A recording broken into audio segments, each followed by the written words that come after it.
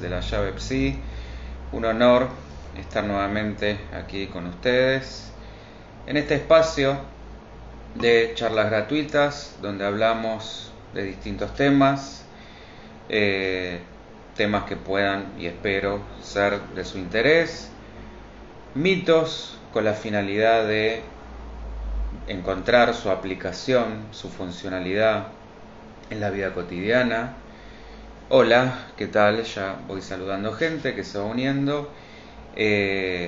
Como decía, es como si vamos dividiendo o estructurando este espacio por lo menos en 4 diferentes partes: las charlas habituales con estos temas como el de hoy, que espero sean de su agrado, toda la cuestión mitológica llevándolo a la práctica para que pensemos, porque todo parte alguna vez desde aquellos grandes mitos originarios, que tiene mucho que ver con lo que vamos a ver hoy. En definitiva, todo se relaciona. Grandes casos clínicos de la psicología, buscando también temas donde nos veamos reflejados, temas que sean de interés, y el ping-pong de preguntas y respuestas, donde son ustedes quienes toman el protagonismo y definen cuál va a ser el tema o los temas sobre los que vamos a pensar y reflexionar. A disposición todas las redes, como siempre digo. Suscríbanse, es gratis, a mí me ayuda muchísimo para que los canales crezcan, para que este tipo de videos se puedan difundir cada vez más y podamos ser cada vez más. Hola Ana María, ¿cómo te va? Tenemos a disposición tanto lo que es Facebook, Instagram, TikTok, ahora también, y por supuesto el canal de YouTube, donde, como dije, se pueden suscribir en forma gratuita. Eso ayuda a que el canal crezca y les llega la notificación cada vez que se publica un video de estos. También la página, layavepsi.net, donde van a encontrar todo lo que ofrece la llave Psi, tanto este tipo de videos que también se suben ahí, como lo que son talleres, seminarios, cursos, especializaciones, tanto para gente del ámbito como para público en general. O sea, cualquier persona puede tomar parte de cualquiera de esas actividades, no necesariamente del ámbito psicológico o relacionado. Vías de contacto, además de las redes, mi teléfono, el 11 3209 6198, o el mail, layavepsi@gmail.com. Bueno, dicho ya todo esto, vamos al kit de la cuestión. Vamos a hablar qué se trae esto del libro rojo. Hola Carlita, me voy viendo los mensajitos por el celu porque en la página de Facebook me llegan más tarde. Hola Mónica, bienvenidas, un gusto. Carlita siempre, Ana María también siempre, Mónica bienvenida. Bueno, ¿qué es esto? Este fascinante libro, y para qué el sentido de esta charla. Bueno, el libro rojo es un manuscrito que fue escrito e ilustrado por el psiquiatra y psicólogo, este psicólogo y psiquiatra suizo, discípulo de Freud, de enorme trascendencia, Carl Gustav Jung. Aproximadamente estamos hablando que fue escrito entre 1914 y 1930, y se lo llamó originalmente el Liber Novus, esto es en latín, quiere decir libro nuevo, y recibió ese nombre porque estaba encuadernado en cuero rojo, por eso esto del libro rojo. Fue una obra inédita hasta que se publicó recién en el año 2009. Y sobre este libro se dicen muchísimas cosas. Acá es donde empieza lo interesante del tema. Se dice que es el viaje alquímico de Jung al inframundo, cual Dante describió de Virgilio en la Divina Comedia para rescatar su alma, entre otras versiones que ya vamos a ir viendo. Como fuere, es una creación que despierta curiosidad y misterio para algunos, delirante y sin sentido para otros, y los más osados se atreven a decir que es el santo grial del inconsciente. Esto lo vamos a encontrar en una vereda, y de vuelta el disparate de un loco en la otra vereda. Pero aparte, sepamos que Jung no logró terminarla, y tanto que al sujeto humano le gusta catalogar y encasillar las cosas, si tuviéramos que tratar, porque es desde luego imposible de catalogar y encasillar precisamente, pero bueno, si nos obligaran a hacer ese ejercicio, esto entraría en un multiverso, y acá también lo interesante del tema, en un multiverso de profecía, mística y psicología. Pero lo que más llama la atención, además de este contenido enigmático, indescifrable, son sus ilustraciones, de las cuales yo elegí unas 3 láminas para que podamos, obviamente no decodificar o interpretar, pero por lo menos para que las podamos pensar juntos, o por lo menos ver qué sensaciones despierta en cada uno de nosotros. Ilustraciones que ya vamos a ir viendo cómo entrelazan lo divino con los horrores ancestrales al más puro estilo de Lovecraft, a ese nivel. Acuérdense que ese otro autor siempre estaba como trayendo esta cuestión del horror cósmico.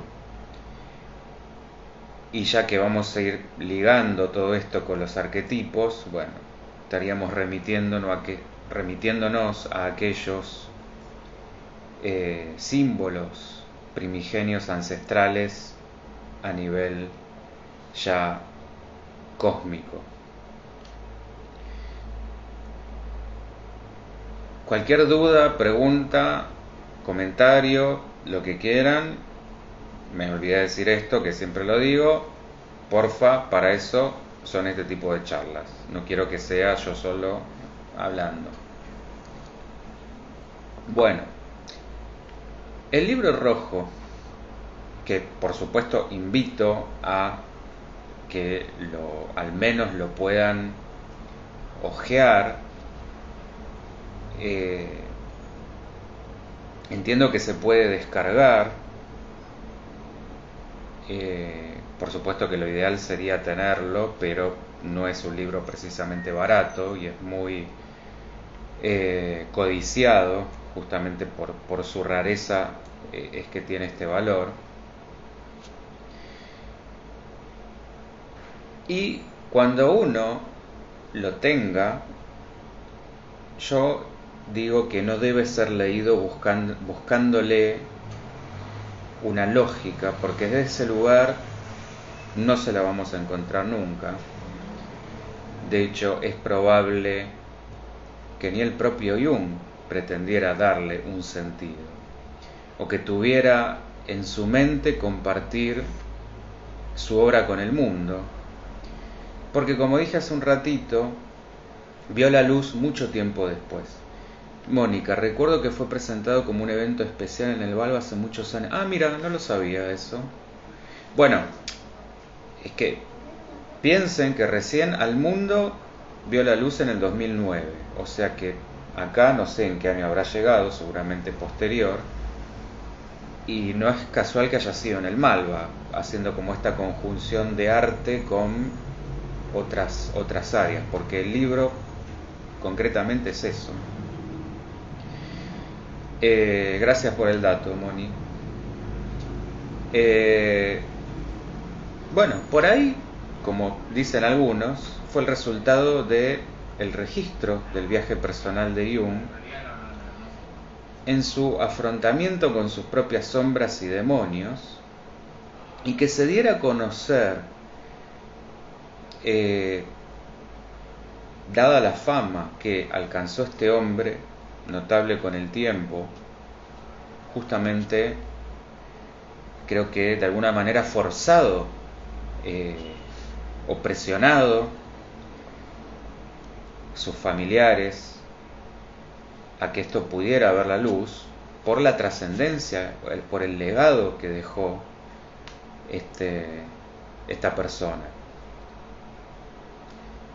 Lo que sí sabemos es que, fallecido Jung, la familia custodió este manuscrito como si se tratara de un objeto sagrado al que nadie podía tener acceso. En 1984 fue guardado en un banco y recién en 2009, como decía antes, el nieto de Jung autoriza la publicación.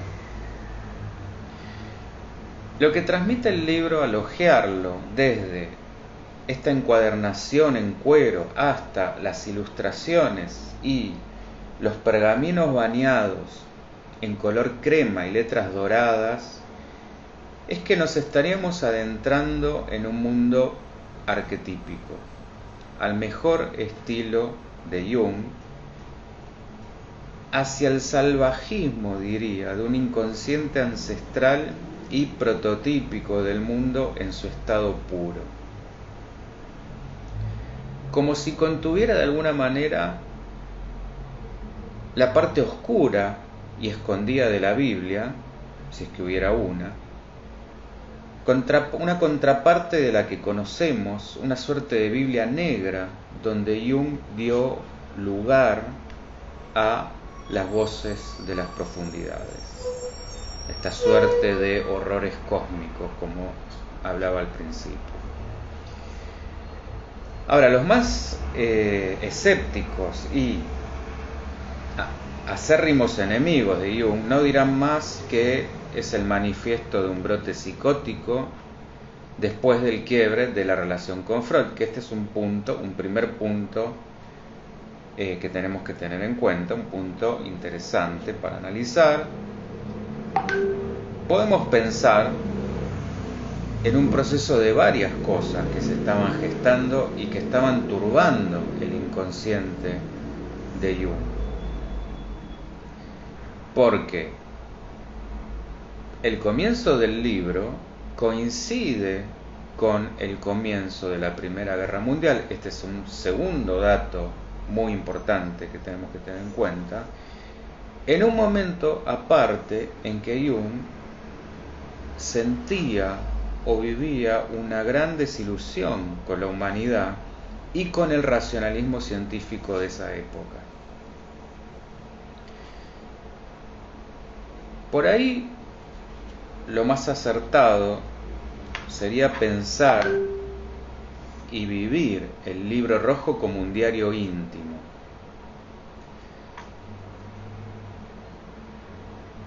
Aunque lo más fascinante de todo es que Jung logró acceder a ese mundo simbólico de los sueños y plasmarlo inaugurando el método de la imaginación activa. Esto es centrar la atención en una imagen que puede venir de un sueño, por ejemplo, y el sujeto lo que hace es tratar de bucear en el origen de esa imagen en un estado meditativo parecido justamente al del sueño. Otra perlita es que cuando salió el libro aparecieron varios testimonios de sus pacientes que supieron entender la finalidad de ese trabajo. Jung siempre había recomendado escribir sobre los propios pensamientos, las propias emociones y las propias sensaciones y hacer de esos registros una suerte de santuario para el alma. Pero volvamos a el contexto que fue caldo de cultivo para la creación de esta obra. Yo decía la Primera Guerra Mundial, que hace que Jung empiece de alguna manera su viaje del alma, que llamó la confrontación con el inconsciente, y que es a partir de ese proceso alquímico que desarrolla las teorías por las que luego va a ser reconocido como el inconsciente colectivo, los arquetipos, los tipos de personalidad psicológicos y el proceso de individuación. Cuando digo alquimia, obviamente no me refiero a la alquimia mal entendida de este mito, ya que estamos con los mitos de convertir el plomo en oro, sino de la verdadera alquimia, la alquimia que es la transformación de nuestros aspectos justamente más oscuros, más sombríos en luz. Básicamente la transformación de nuestro ser, que es lo más difícil.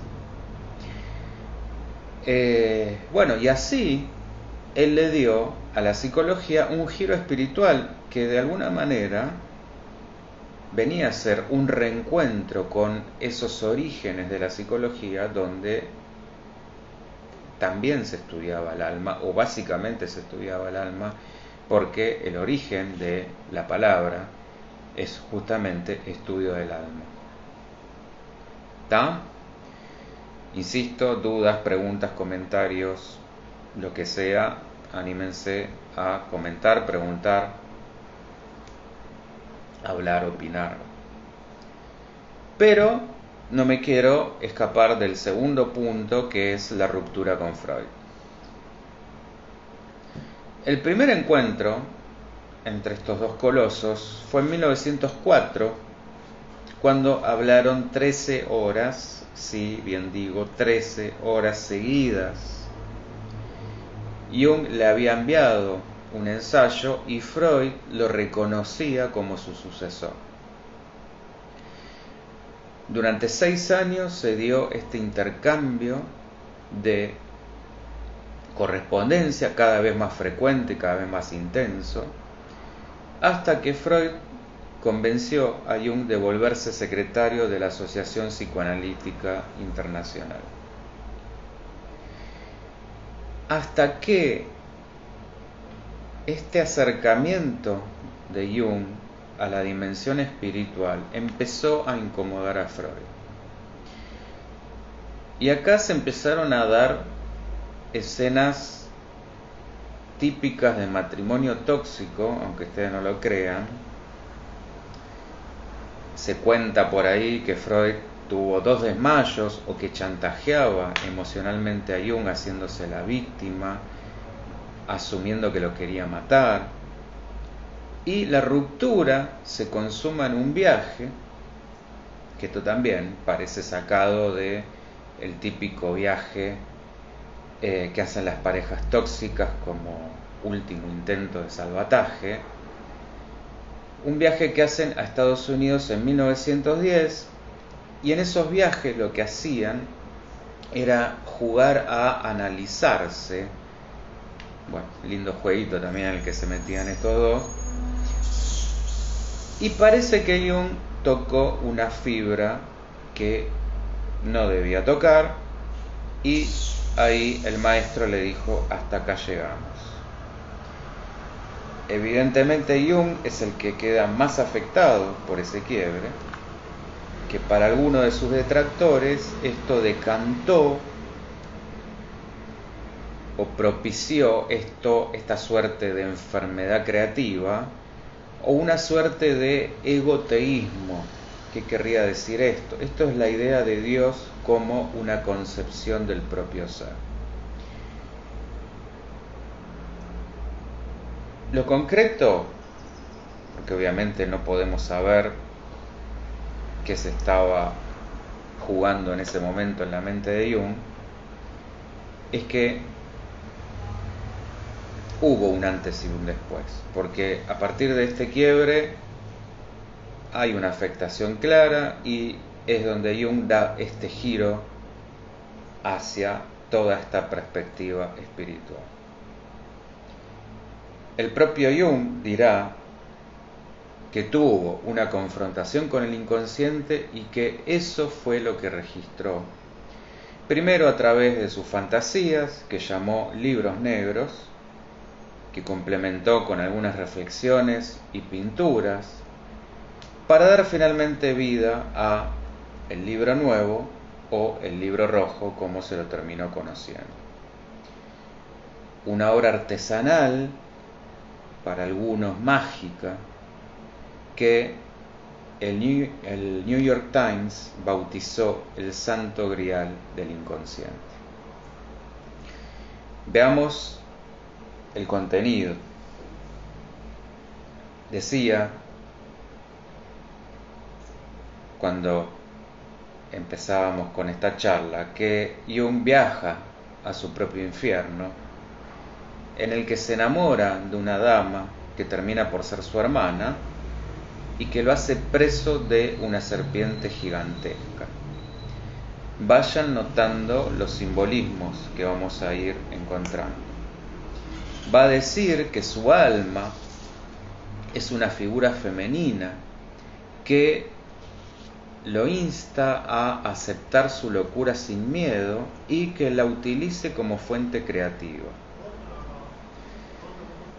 La obra se divide en 3 partes: el libro primero, el libro segundo y los escrutinios. En la primera parte, Jung nos habla de las experiencias vividas en 1913, su propia vivencia del viaje del héroe, que es uno de los arquetipos, uno de los principales.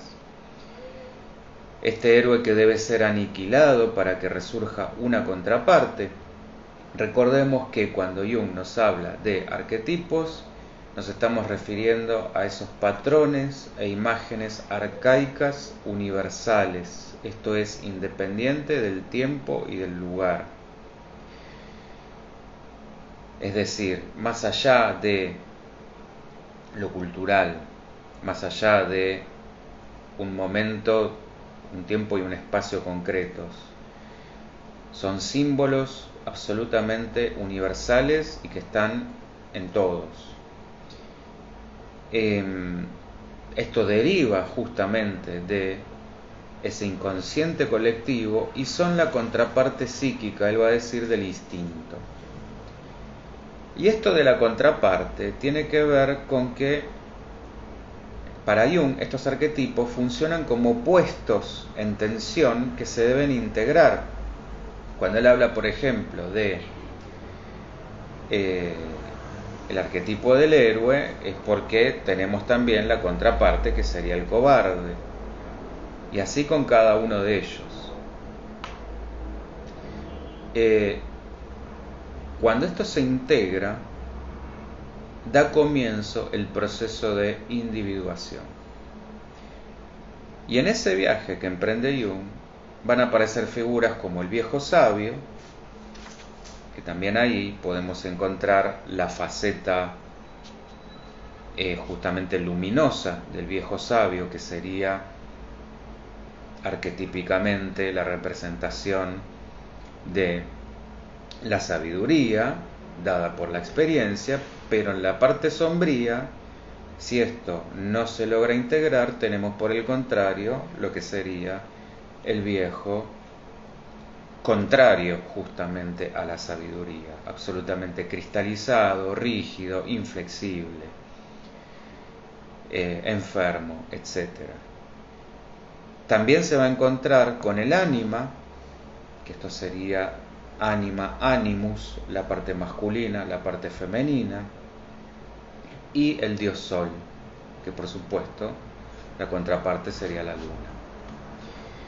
En la segunda parte, Jung interactúa con esos personajes que van a facilitar el proceso de hacer conscientes aspectos de su personalidad y de algunas funciones psicológicas.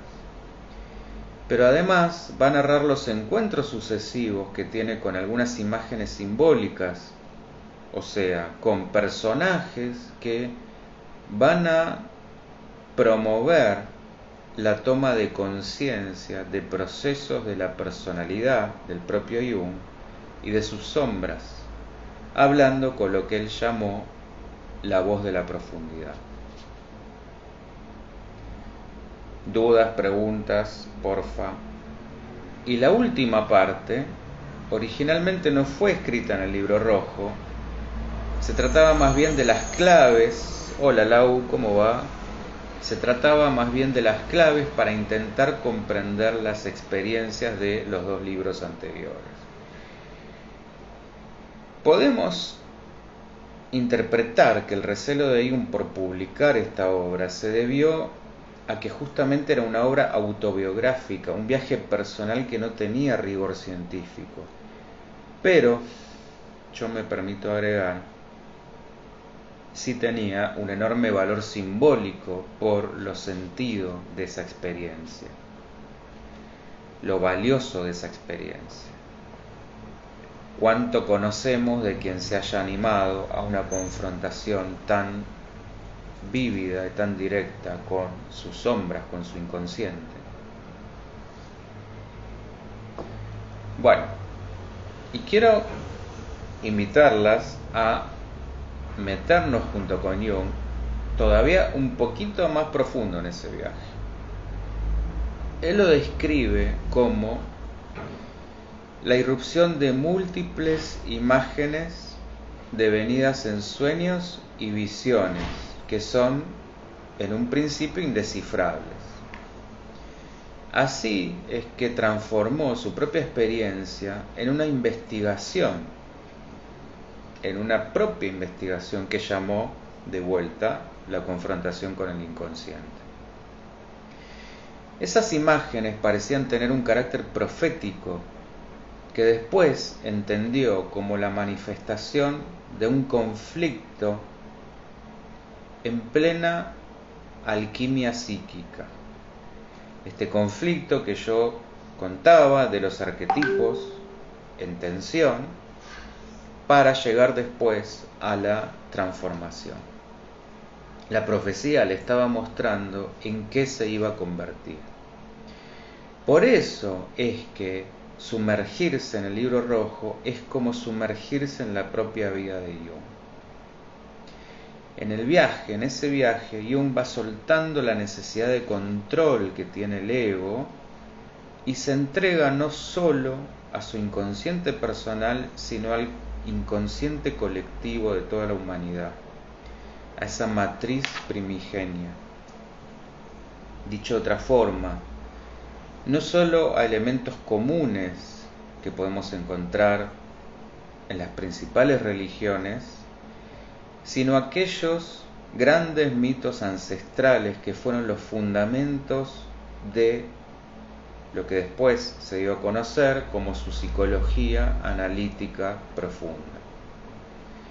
Por eso se la llama justamente a la corriente junguiana psicología profunda, capaz de conciliar todo ese mundo antiguo, ancestral, con el actual. A mi parecer, donde Freud no se animó a penetrar por temor al descrédito científico que a bastante mala gana había logrado conseguir, y para que el psicoanálisis lograra aventurarse prosperidad, sumado, insisto, esto es solamente mi opinión, al propio miedo de Freud a la locura, Jung sí se animó a retomar una práctica de los antiguos pueblos originarios que estaban en contacto directo con su espiritualidad y que en los tiempos de hoy esa espiritualidad quedaría reducida a viajes pasajeros o recreativos y en estados muchas veces inducidos, ya fuera por sustancias o por la sensibilidad perturbada de algún artista que no logra comprender ese dolor interno del alma.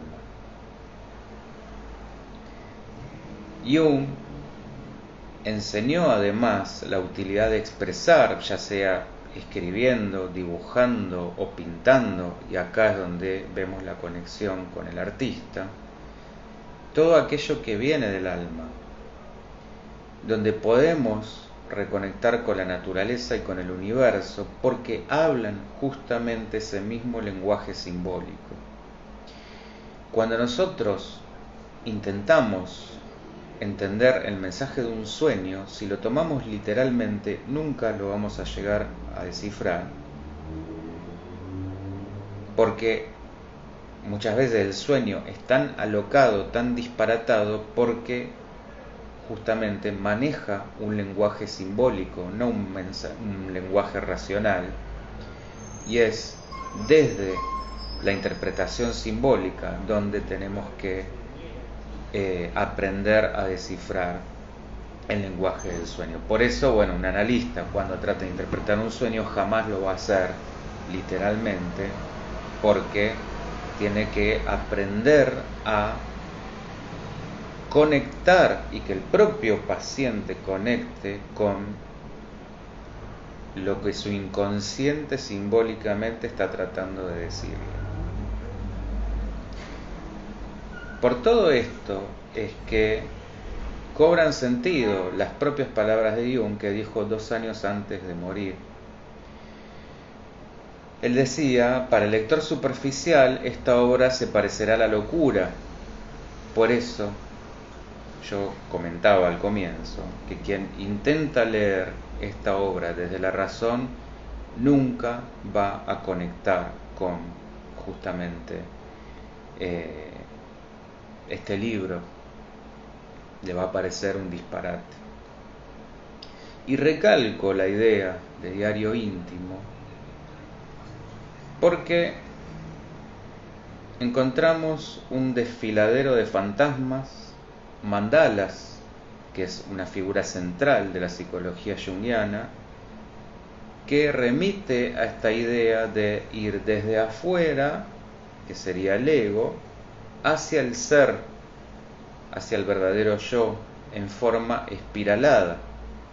Y también vamos a encontrar alusiones a Fausto, a Ovidio, a Osiris, a Herodes, a Nietzsche, a la Biblia, a la alquimia, acompañando este viaje del héroe, mientras supera todo tipo de pruebas físicas y espirituales. Vamos a encontrar que atraviesa desiertos, que escala montañas, que desciende al infierno, que carga un dios en su espalda, que se enamora de su hermana, que se devora el hígado de un niño.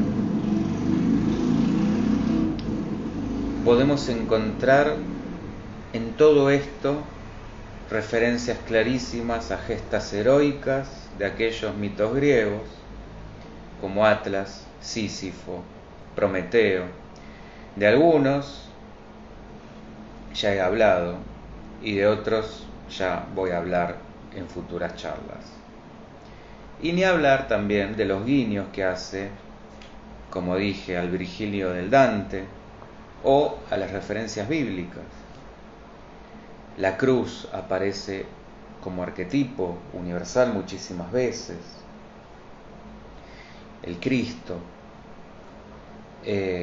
la crucifixión, o a su propio maestro Freud con el tema del incesto y lo totémico prohibido. Más allá de los matices, la esencia nos vamos a ir dando cuenta que es la misma de siempre, es el mismo cuento contado una y mil veces, que es también lo que encontramos en las películas, en las series, en los dramas y en la propia vida. El hombre perdido en su ego, desconectado de su alma, que busca redimirse, salvarse y salvar al mundo. Esto es el viaje del héroe. Y no puedo desentenderme que mi propio libro, mi propia novela, Ecos de un viaje de amor en el tiempo, se nutre de los mismos ingredientes, de las mismas referencias. Es que más allá de los paisajes sigue siendo el mismo viaje humano inconcluso, que repetimos una y otra vez, porque lo que no sanamos insiste y persiste. Una de las grandes frases de Jung que pasó a la historia, que justamente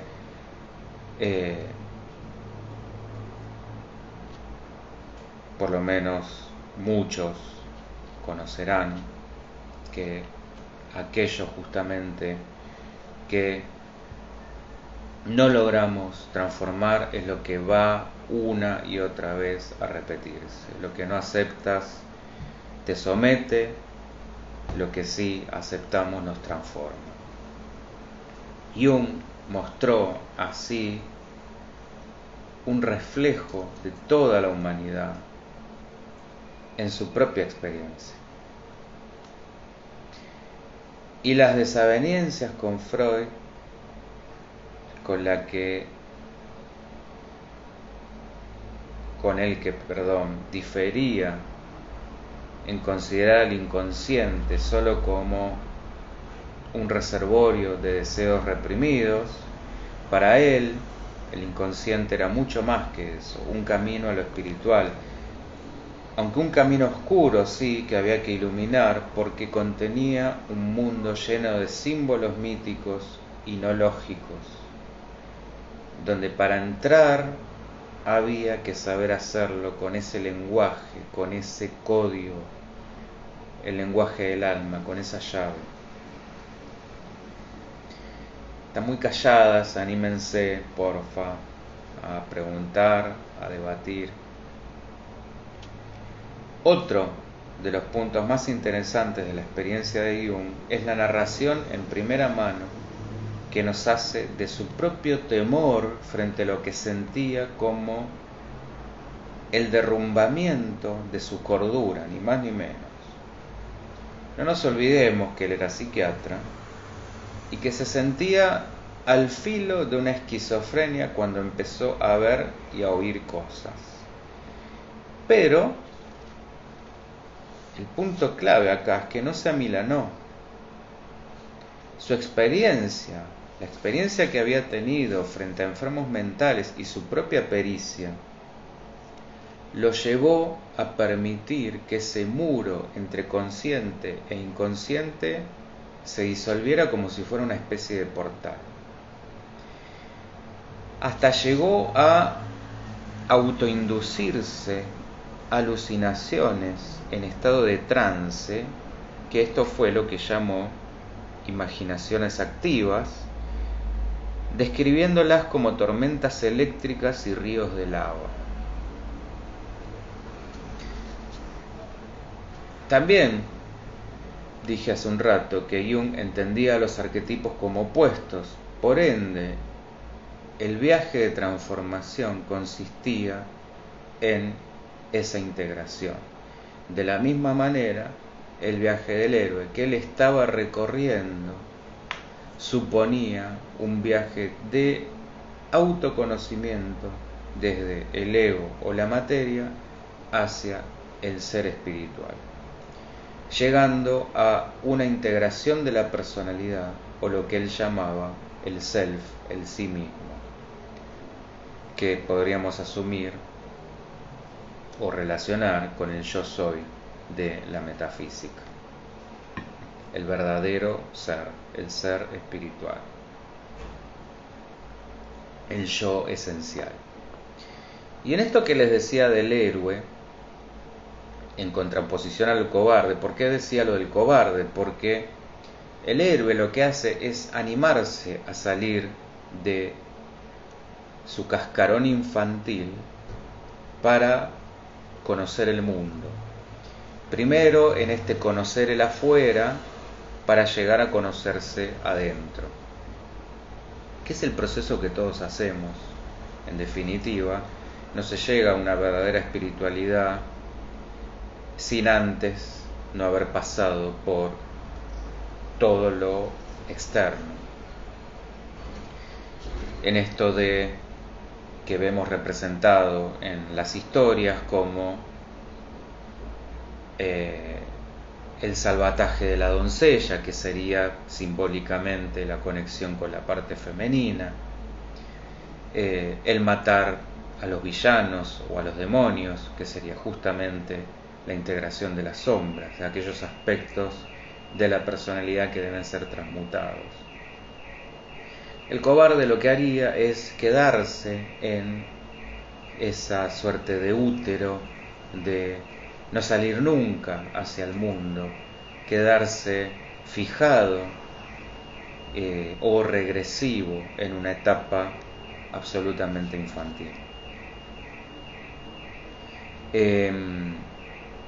Quería cerrar, antes que nos metamos en la cuestión de las láminas, la charla con una recomendación que hizo el propio Jung a uno de sus antiguos pacientes, que me parece que resume todo el sentido del libro rojo. Él decía, textualmente, le recomiendo que lo escriba todo de la manera más hermosa en un libro hermosamente encuadernado. Parecerá como si banalizara esas visiones, pero eso es lo que debe hacer, y entonces se liberará de su poder.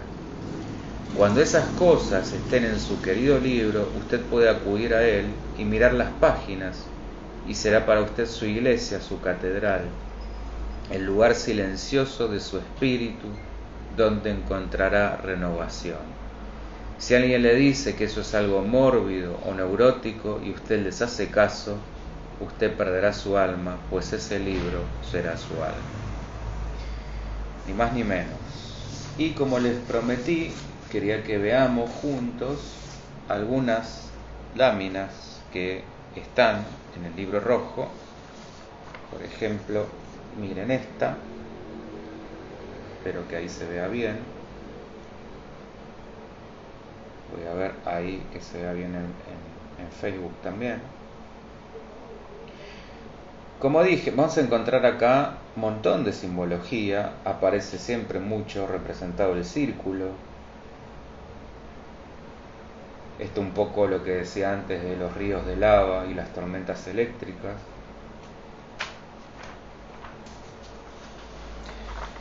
Cualquier cosa vayan preguntando, comentando. Miren esta otra. Encontramos acá la serpiente, o una serpiente dragón. El sol, esto es una estrella, otro de los símbolos que aparece mucho, una suerte de tótem.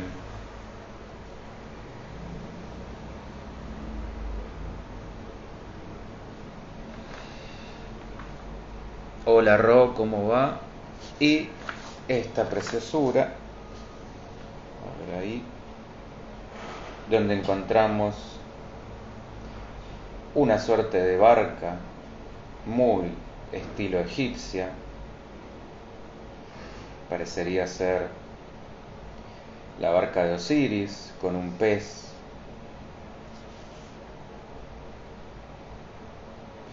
Que por supuesto todo este tipo de imágenes fueron las que dieron lugar a las representaciones que encontramos, por ejemplo, arquetípicamente en el tarot, que esto va a dar lugar a otra futura charla. Y rescatar el valor del tarot como terapia y no desde la parte profética.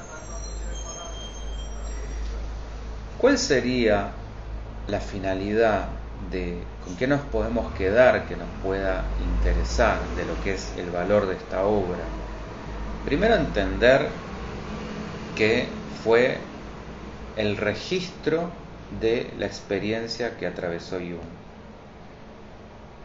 Él fue tomando nota de todo lo que le fue pasando, todas estas imágenes que fue viendo, que si uno las toma individualmente parecería no tener ninguna conexión, pero cuando uno las puede ver en su conjunto, hay un patrón, hay un sentido, una evolución. Eso por un lado. Y por el otro, esto que él rescataba en esa frase que les leí hace un ratito, donde si empezamos a tomar nota de nuestras imágenes, nuestras emociones, nuestros pensamientos, nuestras sensaciones, nuestros sueños, recomiendo muchísimo esa tarea de tener a mano siempre una libretita con una virome para anotar los sueños y no confiarnos en que nos vamos a acordar, porque es justamente uno de los engaños del inconsciente. Enseguida, si son justamente muy importantes, nos vamos a olvidar, porque ahí es donde están nuestros tesoros simbólicos, donde el alma nos está queriendo decir algo que es de una enorme trascendencia, que podamos ir viendo la evolución de esas imágenes, pensamientos, sueños, emociones,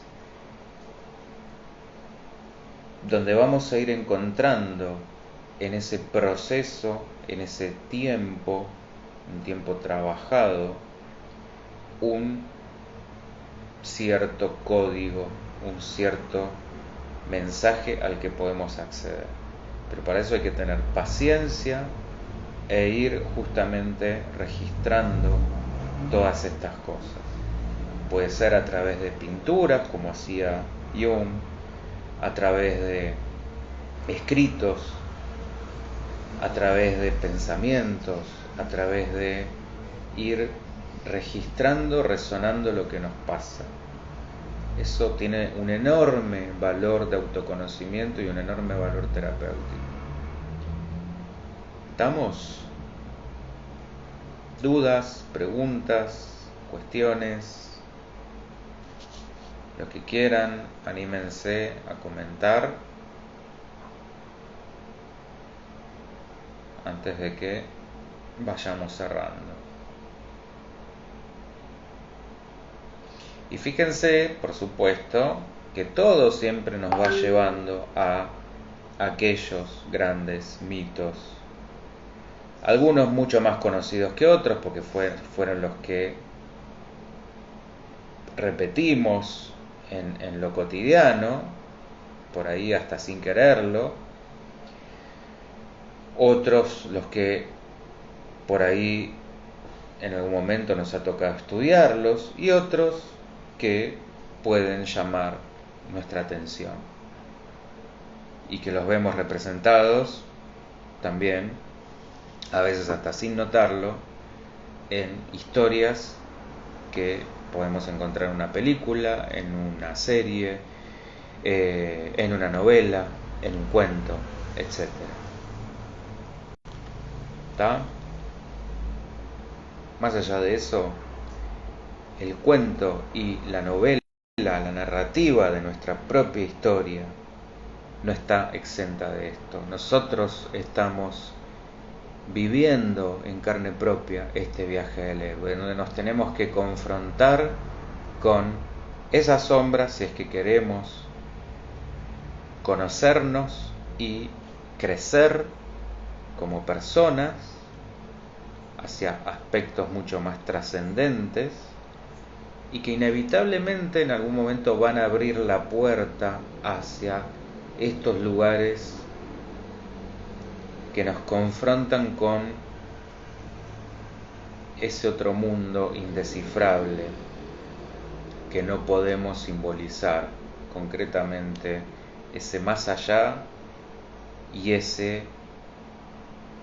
pavor cósmico que nos genera lo desconocido, eso antiguo que existió mucho antes de nosotros. ¿Estamos? Bien. Será hasta la semana que viene, donde vamos a estar con algún caso de los que quiero que analicemos, porque aportan también un valor muy importante, casos que podemos encontrar hoy, si bien son casos antiguos, por supuesto son casos que tienen un sentido actual. Hemos visto ya histeria, hemos visto fobia, bueno, hemos visto ya delirio, así que seguiremos presentando algún caso que pueda ser interesante. Bien, hasta aquí con el libro rojo. Igual, como siempre digo, si quedó algo en el tintero, Carla, hay que tener valor para llegar a esa transformación, sí, ni hablar. Sobre todo siendo un psiquiatra que se animó a confrontar su propia parte al borde del delirio, y que muchos aprovecharon para tachar todo esto de una psicosis. Bueno, hay una delgada línea siempre ahí entre la verdadera espiritualidad y el delirio místico. Y parece que Jung logró sortearla con bastante éxito. ¿Estamos? Bien, pero sí, el viaje del héroe requiere muchísimo coraje, totalmente, para no, y trabajar muchísimo la personalidad, que es lo que hacemos, lo que estamos haciendo en este grupo terapéutico que comenzó el martes pasado, pero que todavía quien quiera sumarse se puede sumar, que es justamente un grupo para trabajar la personalidad y la espiritualidad, haciendo una integración, llevando el ego hacia una espiritualización y la espiritualidad hacia una personalidad trabajada, es decir, no caer en ninguno de los polos, ni en el egoísmo ni en el delirio místico. ¿Estamos? O sea, poder de alguna manera ser espirituales sin caer en, como yo digo, sin caer ni en la pavada ni en la locura, y la personalidad, una personalidad doblegada hacia la espiritualidad, es decir, una personalidad trabajada, transformada. ¿Estamos? Si a alguien le interesa, simplemente me escribe y se anota. Se armó un grupito muy interesante, donde justamente charlamos sobre este tipo de temas, los pensamos y, por supuesto, llevándonos herramientas para la transformación interior. Es todo un proceso que lleva una vida, no hay alquimias mágicas, aunque esto parezca justamente una contradicción, pero por eso decía y recalcaba el valor de la verdadera alquimia, que requiere coraje y trabajo permanente, no es una suerte de magia que en un momento transformó la vida de alguien. No, eso, lamento decir, no existe. ¿Está? Bien. Bueno, será hasta el lunes que viene a las 19.